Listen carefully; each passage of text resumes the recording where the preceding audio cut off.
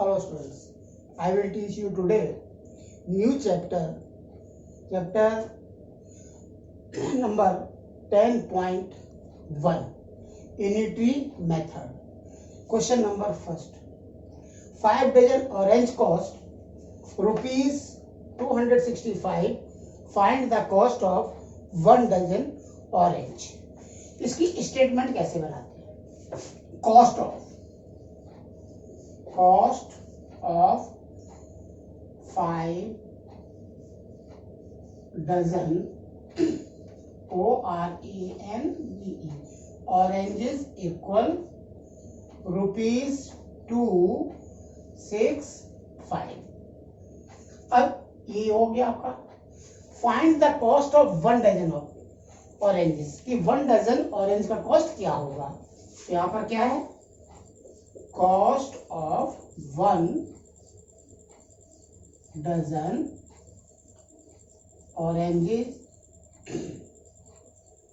Oranges equal, इसको write करेंगे 265 divide by जो आपका ये दिया गया है, इससे आप डिवाइड करेंगे क्योंकि 1 का पूछा गया है. अगर आपको यहाँ पर आ रहा है यहाँ कर लीजिए, नहीं तो वर्किंग यहाँ पर भी कर सकते हैं.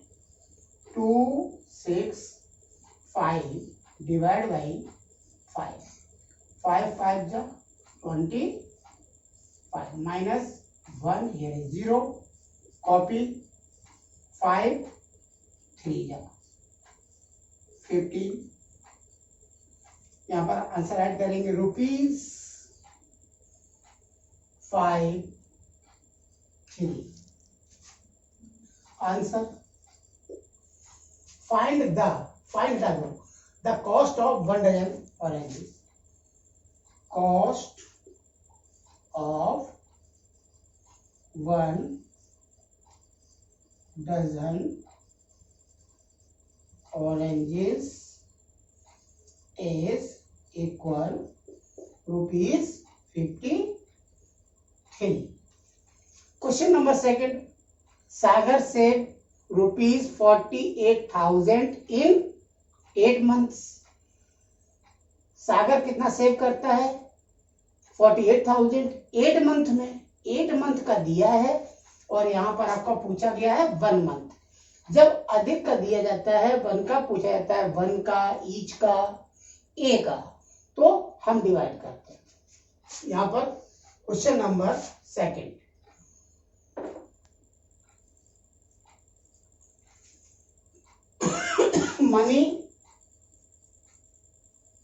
मनी सागर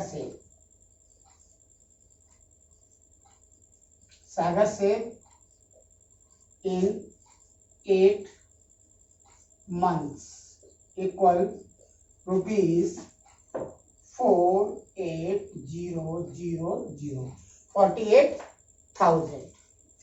मनी ही से in 1 month. जैसे आपने ये किया है ऐसे ये करेंगे. रुपीज 48,000 डिवाइड बाई 8 इक्वल, इसको भी यहाँ पे डिवाइड कर लीजिए. 48,000 divide by 8 8 6 48 0 0 0 0 0 0. Here is rupees 6,000 means 6,000. अब आंसर क्या है? हाउ मच डालिए. मनी डज ही से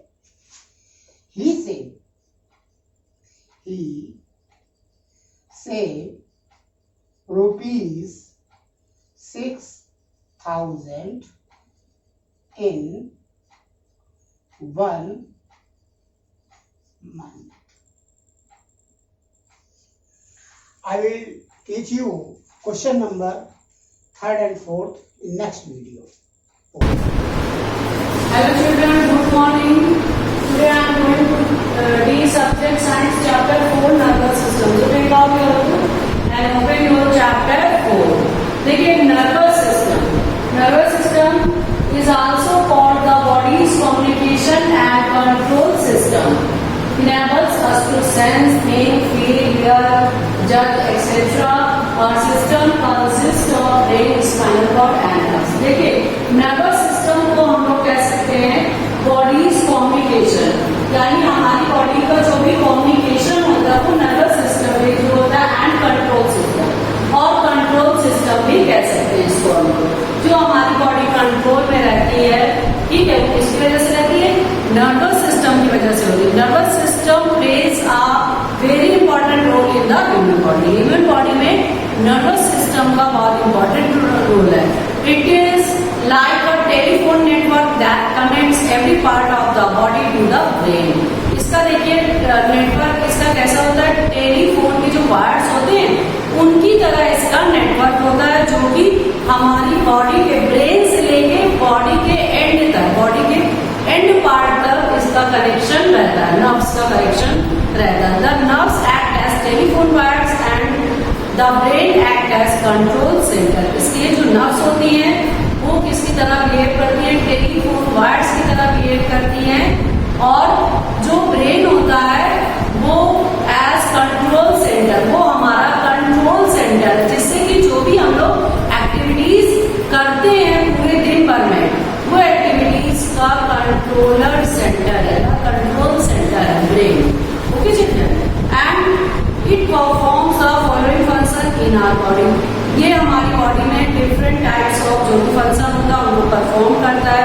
and nervous system consist of 3 parts: brain, spinal cord and nerves. Brain is the master controller of the nervous system. उसी तरह से देखिए brain क्या है? नर्वस सिस्टम का मास्टर कंट्रोलर है। मेन जो कंट्रोलर सिस्टम है वो पूरा ब्रेन है।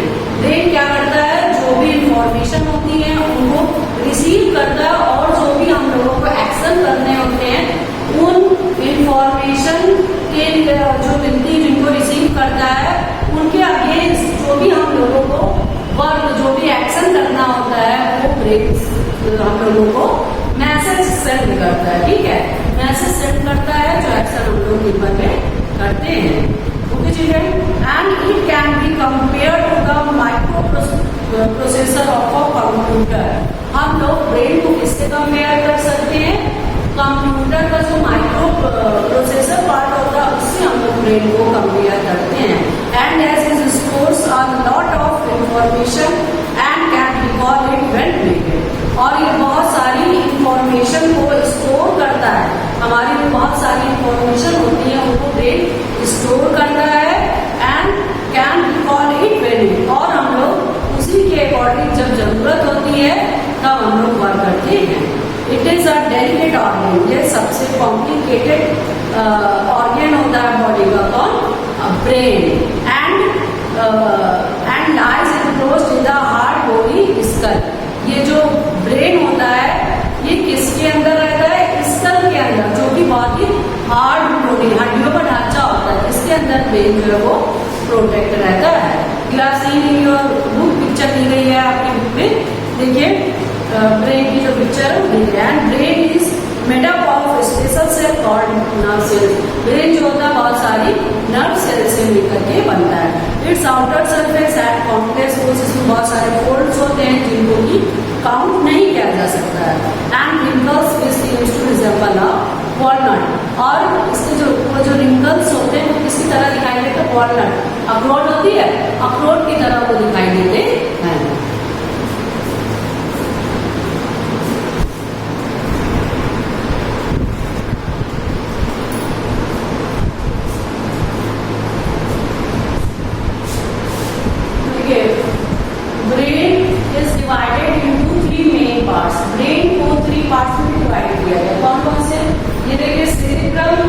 सेरिब्रम और मेडुला, ये 3 पार्ट्स हैं जिनमें ब्रेन को डिवाइड किया गया। फर्स्ट है cerebrum. Cerebrum it is the biggest and top most part of the brain, यानी ये सबसे बड़ा पार्ट होता है और टॉप मोस्ट पार्ट होता है brain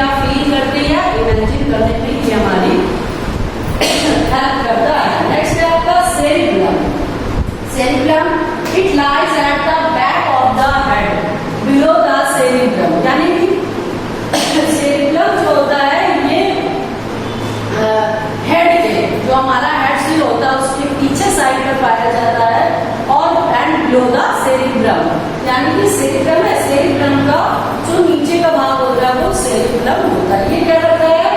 and it controls the action of muscles, ये जो भी मसल्स होती हैं उनके एक्शन को कंट्रोल करता है, यानी control the action of muscles and help to maintain balance. और जो भी हमारी बॉडी में जो भी बैलेंस है, जो हम लोग चलते हैं फिरते हैं, तो ये जो भी बैलेंसिंग है बॉडी का, उसको ये बनाए रखता है और सेरिब्रम। अब नेक्स्ट आता है आपका medulla. Medulla it beneath the cerebrum in front of the cerebrum. ये मेडुला जो होता है ये सेरिब्रम के तो नीचे पाया जाता है, ये पार्ट है सेरिब्रम, सेरिब्रम के नीचे मेडुला होता है, और सेरिब्रम के सामने, सेरिब्रम जो सेकंड पार्ट है उसके सामने पाया जाता है मेडुला। ये क्या करता है? It controls all the involuntary function, जितने भी इनवॉलंटरी फंक्शंस होते हैं, इनवॉलंटरी वॉलंटरी दो तरह के फंक्शन होते हैं। मैंने आपको प्रीवियस चैप्टर में बताया कि इनवॉलंटरी एंड वॉलंटरी, जो अपने आप होते हैं वो वॉलंटरी होते हैं, और जो अपने आप नहीं होते हैं वो इनवॉलंटरी होते हैं। तो ये इनवॉलंटरी फंक्शन को ये कंट्रोल करता है, ठीक है। जैसे कि ब्रीथिंग है, डाइजेशन है, सर्कुलेशन ऑफ ब्लड है, इनको ये कंट्रोल करता है टिल स्लीप तक। जब तक हम लोग सो नहीं जाते हैं तब तक ये इनवॉलंटरी फंक्शंस को कंट्रोल करता है। Okay children,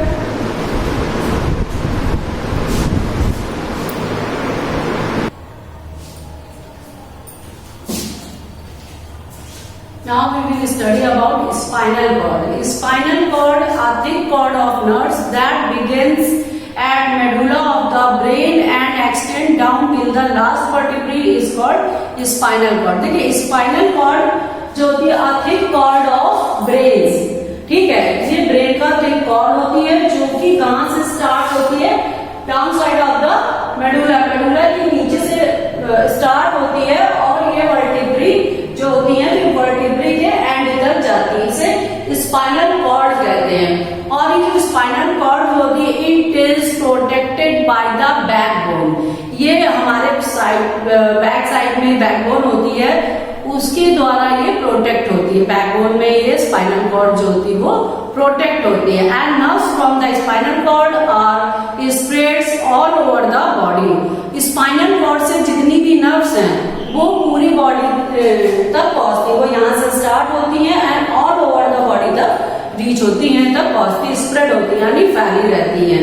and through the spinal cord message travel to and fro, message जो है वो स्पाइनल कॉर्ड से ही जो मैसेज है वो ट्रेवल करते टू एंड फ्रो, यानी कि आगे और पीछे जो भी जितने भी जो मैसेज है between the brain and rest of the body, body और ब्रेन के बीच में जो भी मैसेजेस होते हैं वो टू एंड फ्रो करते हैं, यानी आगे पीछे होते हैं तक पहुंचते हैं, ठीक है।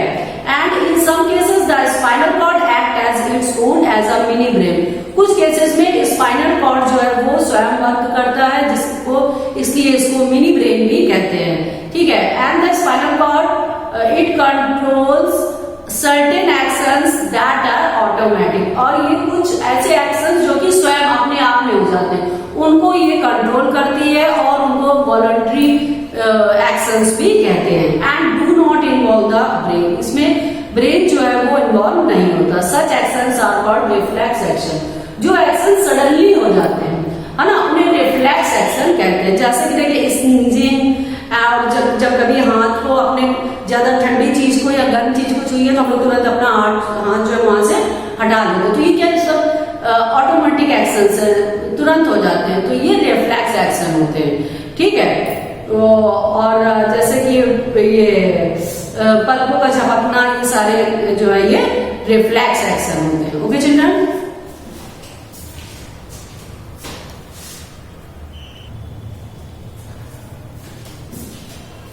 now we will study about nerves. Nerves देखिए, nerves are thread-like structures and nerves divided into 3 parts. Okay children, देखिए sensory nerves, नर्व्स को डिवाइड किया गया 3 पार्ट्स में, sensory nerves, motor nerves and mixed nerves. Okay, and mixed nerve. तो देखिए nerves, the nerves are long thread like structure that carry information from the sense organs to the brain and telling what is going on outside the body। देखिए nerves जो होती हैं ये thread like structure होती है, धागे की तरह रचना होती है जो कि पूरी बॉडी में हमारे स्प्रेड्स करती, फैली रहती हैं और ये इंफॉर्मेशन को कैरी करती हैं from the sense organ. Sense organ से इंफॉर्मेशन को कलेक्ट करती, कहां तक पहुंच जाती हैं, टू द ब्रेन, ब्रेन तक पहुंच जाती हैं। तो ब्रेन हम लोगों को बोलता है कि आप लोगों को मतलब आउट जो भी वर्क करना है बॉडी के बाहर, जो भी आपको वर्क करना है वो ब्रेन जो हम लोगों को ऑर्डर देता है। ठीक है, there are 3 kinds of nerves in our body. हमारी बॉडी में 3 प्रकार की नर्व्स होती है। कौन कौन सी? पहला है सेंसरी नर्व्स।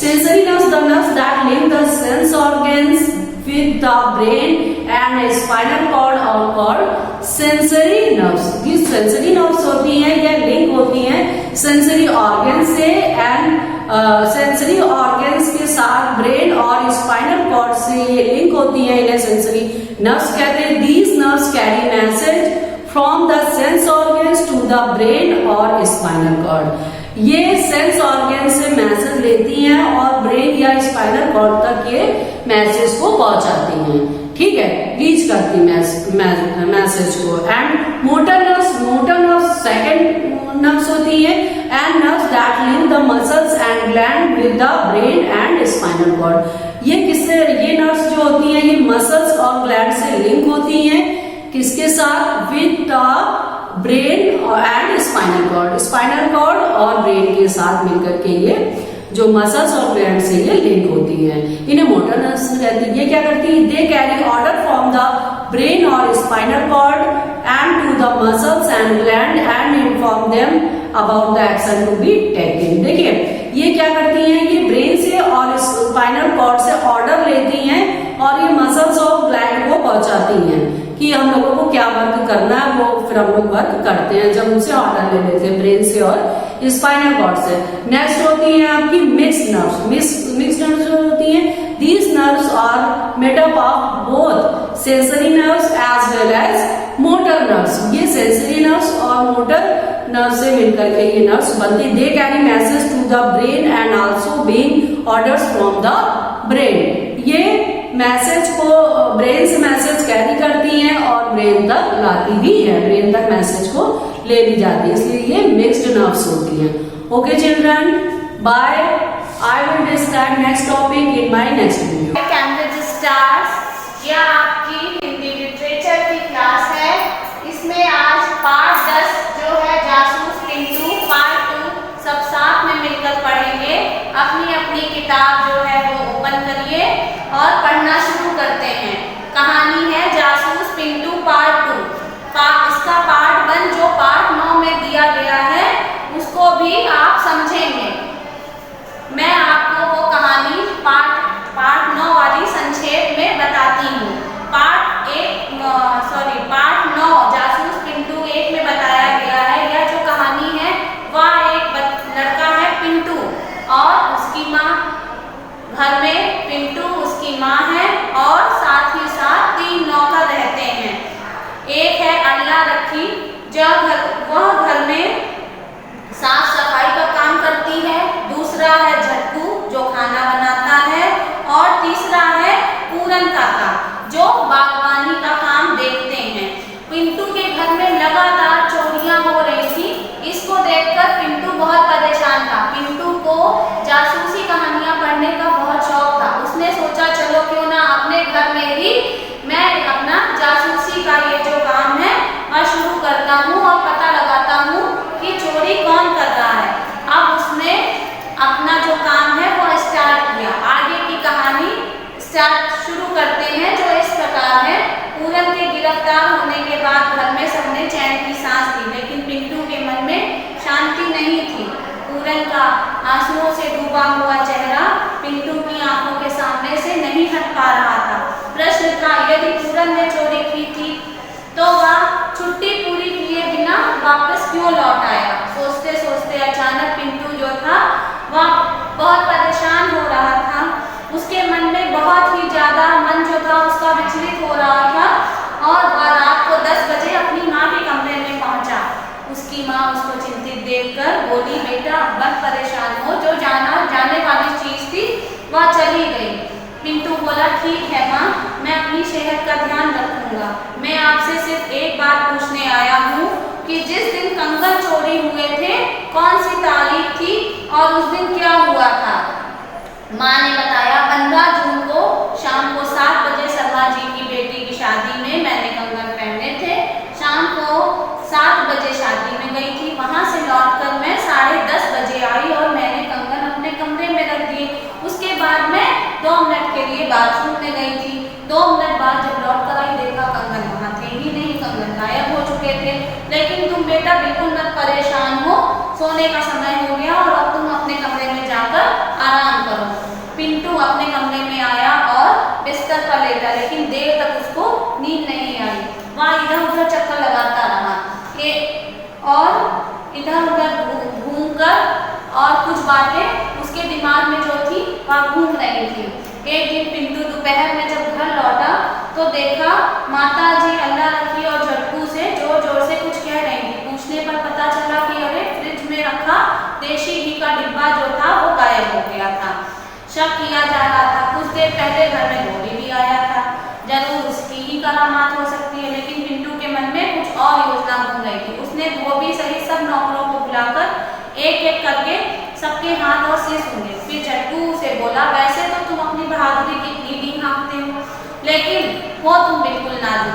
एकदम चुई हुई धोबी को आंगन में खड़े रखकर कपड़े क्यों नहीं दिए थे? 5-10 मिनट धूप में खड़े होने से क्या तुम्हारा रंग उड़ जाता? 10 मिनट भी धूप में खड़े नहीं रह सकते हो? तो वह बोला कि पिंटू भैया 10 मिनट तो क्या, मैं 10 घंटे भी धूप में खड़ा रह सकता हूँ, ऐसी क्या बात है? तो पिंटू बोला, तुम नहीं खड़े रह पाओगे, करोड़पतियों के घर के नौकर हो और तुम्हारी हिम्मत 2 घंटे भी धूप में खड़े रहने की नहीं है। मैं पूरे 100 रुपए इनाम दूंगा अगर तुम 2 घंटे धूप में खड़े रहो। तो झटकू बोला, चलो निकालो 100 रुपए। पिंटू ने पैसे देते हुए कहा कि अब जाकर और धूप में खड़े हो जाओ। 10 मिनट ही बीते थे कि जो झटकू था वह परेशान होने लगा। अब पिंटू बोला, अब तुम थोड़ी देर में मैदान छोड़कर भाग जाओगे। झटकू ने अपनी मूछें ऐंठते हुए कहा, अरे हरगिज नहीं, मैंने तो ये सीखा ही नहीं है। प्राण चले जाएंगे लेकिन मैं अपना वचन नहीं हारूंगा। अब जो झटकू के चेहरे पर पसीना आने लगा था। अब इस सब खेल को देखकर घर के सब लोग जो थे वह सब वहां इकट्ठे हो गए। कुछ समय बाद उसकी माँ ने कहा, बेटा ऐसी शर्त मत रखो, कड़ी धूप में बेचारा कहीं बेहोश हो गया, कुछ परेशानी हो गई। पिंटू बोला, अरे कोई बात नहीं, डॉक्टर को बुला देंगे। माँ बस तुम देखती रहो, अभी तो लास्ट सीन जो है वो बाकी है, जो स्टोरी का क्लाइमेक्स है वो बाकी है। थोड़ी देर में देखा कि झटकू की पगड़ी से घी जो है वो धीरे धीरे पिघल कर उसके मुंह पर पूरा आने लगा। पिंटू ने झपट कर झटकू के सिर की पगड़ी हटाई और कहा, इसके नीचे रखा हुआ है यह देशी घी। माँ देखो कितने वफादार तुम्हारे घर के नौकर हैं, इसने कितनी सुरक्षित जगह पर यह छुपाया हुआ है कि जिससे कोई इसको ले ना ले।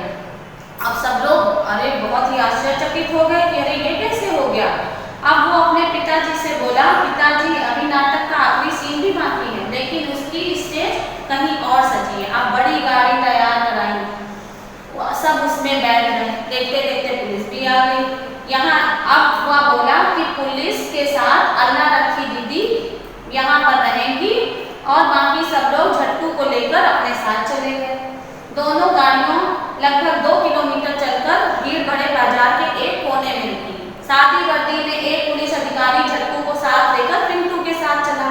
शेष सब लोग थोड़ी दूर से सब तमाशा देख रहे थे। वहाँ कुंदनलाल सराफ, एक सराफ की दुकान थी, ज्वेलर्स की दुकान। वहाँ पर एक झटकू का ही हम शक्ल, एकदम 2 कॉपी, एक और आदमी जो थोड़ा बूढ़ा सा था वो बगल में एक पोटली दबाकर मीन्स एक पैकेट टाइप का लेकर वहाँ पर खड़ा हुआ था। पिंटू ने झटकू से पूछा, क्या इसे पहचानते हो? झटकू उसको देखकर बिल्कुल शॉक्ड हो गया, सन्न रह गया, कुछ भी नहीं बोल पाया।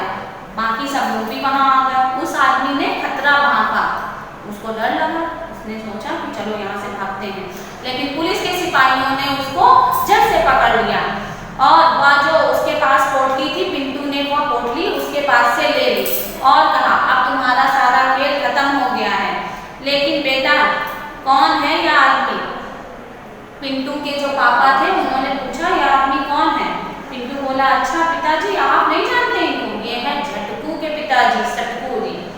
दोनों ने साथ में मिलकर बहुत ही बढ़िया प्लानिंग कर रखी थी कि और देखो कितनी बढ़िया सी जोड़ी है। लेकिन इस बार जो है इनका प्लान सक्सेस नहीं होगा या सक्सेस नहीं हो पाएंगे। और मैंने एक आइडिया सोचकर इनको यहाँ पर बुलाया था अपना माल बेचने के लिए। वो इसमें फंस गए थे और सारे गहने लेकर वो यहाँ आ गए थे। लेकिन देख लीजिए सारे जो गहने हैं वह इस पोटली में सही सलामत रखे हुए हैं। लेकिन वो पिंटू के पिताजी बोले अरे लेकिन तुम्हें कैसे पता चला? वह बोला सीधी सी बात है, कंगन साढ़े 10 बजे जब पहने थे, पूरन उस दिन 5 बजे वाली ट्रेन से अपने घर चला गया था, फिर चोरी कैसे हो सकती है? पिंटू ने समझाया इस झटकू ने कंगन चुराकर उसका जो खाली डिब्बा था वो पूरन की कोठरी में डाल दिया था, जिससे कि पूरन के ऊपर चोरी का शक हो जाए। और घी का डिब्बा, माँ ने पूछा माँ तुम बड़ी बोली हो, झटकू की पगड़ी के ढके सिर से देसी घी की प्यारी प्यारी सी गंध आ रही थी, उसकी स्मेल आ रही थी और उससे मैंने गेस कर लिया, मैंने अंदाजा लगा लिया कि यही चोर है। अरे वाह माँ बोली तुम तो बहुत कमाल के हो। और इंस्पेक्टर साहब ने भी उसकी पीठ थपथपाई और कहा अरे वाह तो बहुत इंटेलिजेंट है, बहुत बढ़िया लड़का है, बहुत बढ़िया बच्चा। अब सभी उस पूरन को रिहा कर दिया गया, सभी वापस आ गए और झटकू सटकू को सीधे पुलिस स्टेशन पहुंचा दिया गया, हवालात में भेज दिया। अब दिए गए जो शब्दार्थ हैं अच्छी तरह से पढ़ेंगे, अभ्यास कार्य को खुद से करेंगे, प्रश्न उत्तर आपको भेजे गए हैं, वह सब ध्यानपूर्वक अपनी कॉपी में सुंदर सुंदर राइटिंग में लिखेंगे, बहुत अच्छी राइटिंग में साफ सुथरा काम करेंगे। चलिए फिर मिलते हैं आपकी अगली क्लास में। Okay bye bye.